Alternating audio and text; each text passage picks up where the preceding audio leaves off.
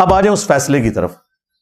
دیکھیں فیصلہ تو انتہائی گمراہ کن اور بالکل آؤٹ آف کانٹیکسٹ ہے. مجھے لگتا ہی نہیں ہے کہ کسی پڑھے لکھے بندے کا لکھا ہوا یہ فیصلہ ہے.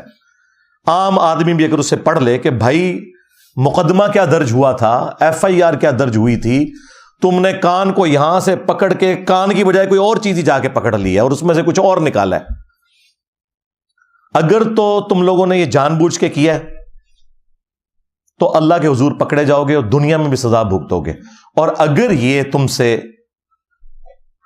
نادانی میں ہوا, اگنورنس میں ہوا, جہالت میں ہوا, اور ہم یہی حسن ظن رکھتے ہیں فی الوقت کیونکہ ابھی ریویو پٹیشن لگی ہوئی ہے, کل منڈے ہے 26 فروری 2024 کو ریویو پٹیشن سپریم کورٹ میں لگی ہوئی ہے. آدھا تو ان کا بخار اتر چکا ہے, جو پریس ریلیز آپ نے پڑھی ہے نا, اب وہ کلیریفیکیشن کر رہے ہیں اور پکڑ کے بات جیو کے اوپر ڈال رہے ہیں کہ بھئی جیو نے غلط رپورٹنگ کی ہے. جیو نے بالکل ٹھیک رپورٹنگ کی ہے بھائی, جو لکھا ہوا تھا وہی دکھایا ہے. تمہیں اگر یہ خطرہ تھا جو باتیں اب کر رہے ہو نا پریس ریلیز کے اندر, یہی باتیں اس میں بھی طریقے سے ہائی لائٹ کرنی تھی. ادھر تو تم نے اپنی بات کا رخ ہی کسی دوسری طرف کیا ہوا ہے. پوری کا پورا لگ رہا ہے کہ کوئی ایک پری پلانڈ قسم کا کوئی جواب لکھ کے رکھا ہوا تھا. جو اصل چیز تھی, جو اصل حقائق تھے, انہیں تم نے ایڈریس ہی نہیں کیا ہوا, اور پھر کہہ رہے ہو لوگ غلط رپورٹنگ کر رہے ہیں. رپورٹنگ بالکل ٹھیک ہوئی ہے. ہاں مذہبی کارڈ جو یوز ہو رہا ہے میں اس کے خلاف ہوں. قانونی طریقے سے اس معاملے کو لے کے چلنا چاہیے. اور میرا خیال ہے سب سے بہتر جو جواب ریٹن میں دیا ہے وہ دیوبند کے جو مفتی ہیں تقی عثمانی صاحب, انہوں نے بڑے اچھے طریقے سے جواب دیا ہے, جذبات سے ہٹ کے. انہوں نے کہا مذہبی کارڈ یوز نہ کریں, ریویو پٹیشن ڈالیں اور ججز کو ایجوکیٹ کریں کہ یہاں انہوں نے مس ہینڈلنگ کی ہے, تاکہ وہ اپنے فیصلے کو ایڈریس کریں صحیح طریقے سے. یہ بڑا اچھا طریقہ ہے. مفتی منیب الرحمان صاحب نے بھی اچھی گفتگو کی ہے, لیکن اتنی وہ تفصیلی نہیں ہے. اس کے علاوہ وہابیوں کے علماء نے بھی گفتگو کی ہے, اور صحافی تو کئی ایک سامنے آئے ہیں جنہوں نے اس حوالے سے گفتگو کی ہے. بعض نے قاضی صاحب کے حق میں, بعض نے ان کے خلاف کی ہے. بہرحال اس کے اوپر سب کا کنسنسس ہے کہ مذہبی کارڈ کے طور پر اس کو یوز نہ کیا جائے, لیکن بعض علماء پھر بھی کر رہے ہیں, ڈائریکٹلی بھی انڈائریکٹلی بھی. ان کو بھی لگام دینے کی ضرورت ہے ان کے بڑے علماء کی جانب سے, سیدھی سی بات ہے. تو بیسیکلی یہ پاکستان میں جو چناب نگر, جسے وہ ربوہ بھی کہتے ہیں, وہاں ایک ختم نبوت فورم سے تعلق رکھنے والے ایک بھائی ہیں دیوبندی مکتب کے, محمد حسن معاویہ نام ہے ان کا, حافظہ اللہ تعالی. میری ان سے کل فون پہ بھی بات ہوئی, کچھ چیزیں میں نے ان سے ڈسکس کی اسی ایف آئی آر کے حوالے سے. انہوں نے اس حوالے سے یہ کمپین 2019 سے شروع کی ہوئی تھی کہ وہاں پبلکلی بھی قادیانیوں کے قرآن کا ترجمہ اور وہ جو حاشیہ ہے تفسیر صغیر وہ بانٹی جا رہی ہے. وہ آلموسٹ میں نے یہ 2-3 دن لگا کے ساری پڑھ لی ہے, تفسیر بھی اور قرآن حکیم کی. انہوں نے آیات کے جو ترجمے, جو کرٹیکل آیات 150-200 مجھے دیکھنی تھی وہ میں نے دیکھ لی. اس کے علاوہ اوور ویو بھی کیا. میرے نزدیک تو جو قادیانیوں کا ترجمہ ہے قرآن کا, جن جگہوں پہ انہوں نے صحیح ترجمہ کیا ہوا ہے اس سے تو ہمیں کوئی اختلاف نہیں ہے, لیکن درجنوں نہیں سینکڑوں جگہ انہوں نے صراحتاً قرآن حکیم کی تحریف کی ہوئی ہے اور کفری عقیدے لکھے ہوئے ہیں اس میں. تفسیر کے اندر بھی اور ترجمے میں بھی انہوں نے اس کو ٹیمپر کیا ہے, اس میں کوئی شک نہیں ہے. یہ علیحدہ بات ہے کہ ہمارے اہل سنت میں بریلوی, دیوبندی, اہل حدیث اور شیعہ, انہوں نے بھی قرآن کی تعریف کی ہوئی ہے, ترجمے میں بھی اور تفسیر میں بھی. ہاں دسنا وا میں آج یہ بھی دسنا وا, پابندی لگے گی سارا دن رواں گا. ہاں سیدھی جی گل ہے, کوئی نہیں بچے گا.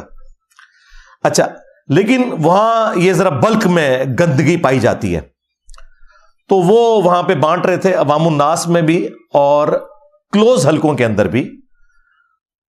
اور مجھے جو انہوں نے جو اس ایف آئی آر کو درج کروانے والے بھائی ہیں انہوں نے بتایا کہ 1500 سے زیادہ نسخے ہم نے ریٹریو کیے ہیں مسلمانوں کی مساجد سے. ظاہر ہے وہ لوگ گفٹ لے جاتے تھے گھروں میں, تو ترجمہ والا قرآن کون رکھتا ہے, پڑھنا ہی نہیں ہوتا کسی نے, تو وہ جا کے مسجد میں رکھوا دیتے تھے. 1500 نسخے مسلمانوں کی مساجد سے, بریلوی, دیوبندی, اہل حدیث کی مساجد سے وہ نکلے ہیں. لہٰذا یہ معاملہ اتنا سادہ نہیں ہے کہ وہ صرف اپنی کمیونٹی کے اندر اس کی تبلیغ کر رہے تھے، بلکہ عوام الناس جو مسلمانوں کی ہے ان تک بھی یہ تفسیر پہنچی ہوئی تھی۔ باقی گمراہی اس سے کوئی نہیں پھیلنی، اس کی وجہ یہ ہے کہ مسلمان تو اپنا ترجمہ نہیں پڑھتے، ان کا کس نے پڑھنا ہے؟ ہاں، وہ سانو کوئی ٹینشن نہیں، بے فکر وہ۔ ہاں،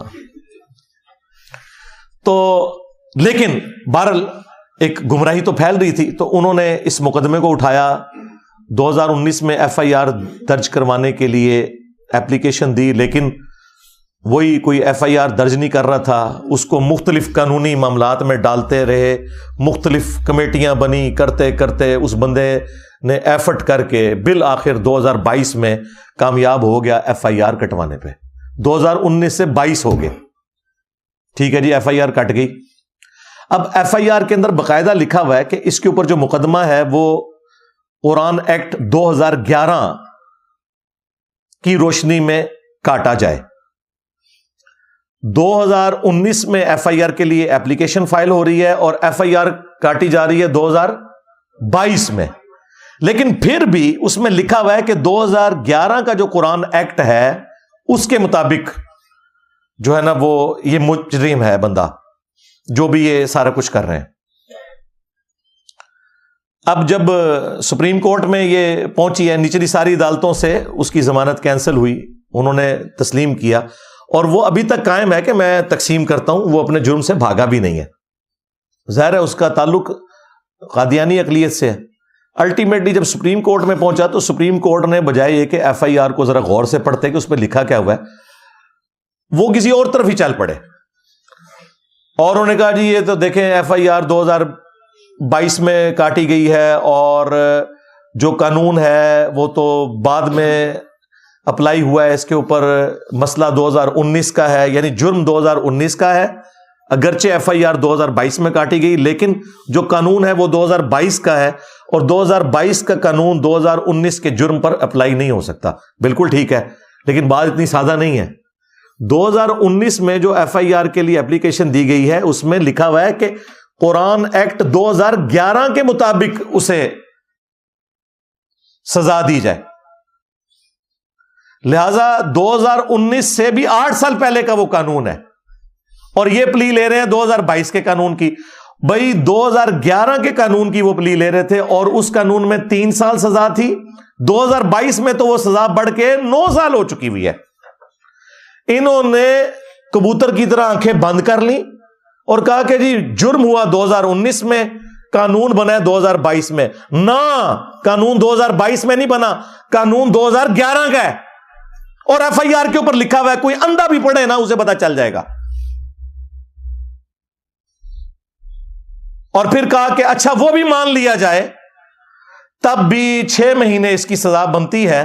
نہ، 6 مہینے نہیں بنتی، 3 سال سزا ہے 2011 کے کیس میں، اور 6 مہینے نکالے ہیں 1932 کے انگریزوں کے زمانے کے ایکٹ کے، اور FIR پہ 1932 لکھا ہی نہیں ہوا، 2011 لکھا ہوا ہے، اور فیصلے میں کہہ رہے ہیں کہ نہیں جرم 2019 میں ہوا اور قانون بنا 2022 میں۔ 2022 میں قانون نہیں بنا، قانون تو 2011 کا ہے، اور جو جنرل قانون ہے وہ تو ہمارے آئین کے اندر موجود ہے، وہ تو اس سے بھی پہلے کا ہے، اور 1993 کا تو تفصیلی فیصلہ ہے جو پریس ریلیز میں انہوں نے پھر بعد میں مانا۔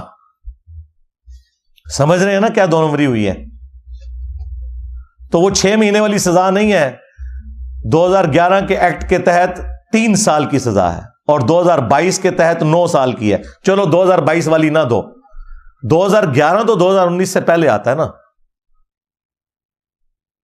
لیکن ان سب کو اوور لک کیا اور پھر رخ دوسری طرف پھیر دیا کہ جی پاکستان میں اقلیتوں کے حقوق ہونے چاہیے۔ بالکل اللہ کے فضل سے سپریم کورٹ کی تو اب جرت ہوئی ہے نا یہ بات کرنے کی۔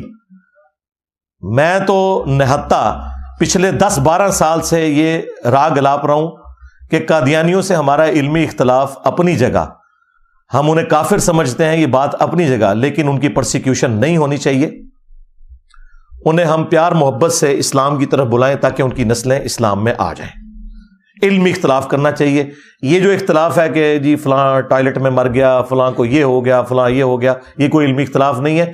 جو انہوں نے جھوٹی نبوت کلیم کی ہے قرآن و سنت سے، ان کے سامنے دلائل رکھے جائیں، اور پھر ادھورے دلائل نہیں، ہاں ان کے پاس آخری سہارا پتہ ہے آپ کو کیا ہے؟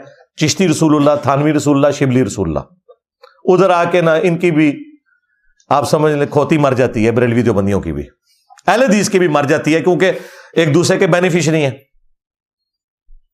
وہاں یہ گونگے شیطان مان جاتے ہیں اور وہاں پہ صرف ہم بولتے ہیں دلیری سے، اور ہمارے اس پلیٹ فارم کی برکت سے الحمدللہ سینکڑوں قادیانی مسلمان ہو چکے ہیں۔ یہاں مجھے مل کے گئے ہیں پوری فیملیز کے ساتھ، اللہ کے فضل سے میں نے کبھی اپنے ساتھ بٹھا کے ایک ویڈیو بھی نہیں بنوائی چندہ بٹورنے کے لیے، کیونکہ ہم نے کوئی یہ چندہ بٹورنے کا پلیٹ فارم تو نہیں رکھا، نہ ہماری کوئی چندہ بک ہے، نہ کوئی مسجد ہے، نمازیں آپ کے پیچھے پڑھتے ہیں، چندے آپ کو دیتے ہیں، اور آپ کا حال یہ ہے کہ آپ ختم نبوت کے نام پہ چندے کھاتے ہو، اور جرأت نہیں ہے چشتی رسول اللہ، تھانوی رسول اللہ کے اوپر بات کر جاؤ۔ دیکھو میں نے تمہارے ہر پبلک کے فرد تک یہ تمہارے بڑوں کا جرم پہنچا دیا ہے۔ یہی وجہ ہے کہ وہ پبلک تمہارے بزرگوں کو چھوڑ کر رسول اللہ کے ساتھ اٹیچ ہو گئی ہے صلی اللہ علیہ وآلہ وسلم، ہمارے اس پلیٹ فارم کی برکت سے۔ اور ابھی بھی اگر تم باز نہیں آؤ گے تو یہ کوئی چند ایک بھیڑیں اگر بچ گئی ہیں وہ بھی انشاءاللہ عنقریب تمہیں چھوڑ دیں گی، یہ 2 نمبریاں چھوڑ دو۔